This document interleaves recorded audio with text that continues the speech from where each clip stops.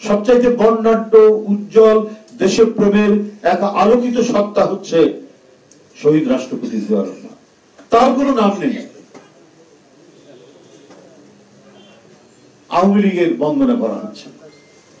এইসব তথ্য প্রমাণ বিশ্লেষণ করলে এটি স্পষ্ট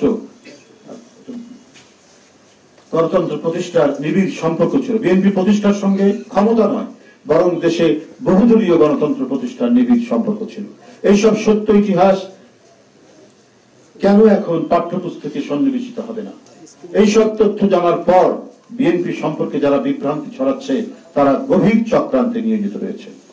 সুপ্রিয় বন্ধুগণ, আমি এই ক্ষেত্রে বলি যে সমস্ত হয়েছে মানে বিভ্রান্তিমূলক অসত্য শেখ হাসিনার চিন্তার প্রতিফলন এখন যে বইগুলিতে আছে সেটা অতি দ্রুত সংশোধিত করে ছাত্রদের কাছে দেওয়া হোক।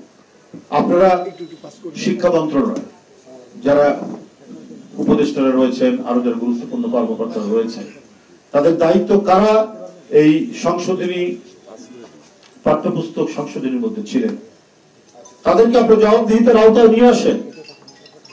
কারণ এরাই এই ঘৃণ্য কাজটি করেছে এবং এরাই হচ্ছে শেখ হাসিনার দোষর, যাদেরকে কমিটি করে এই পাঠ্যপুস্তক সংশোধনীর সাথে আপনারা যুক্ত করেছেন।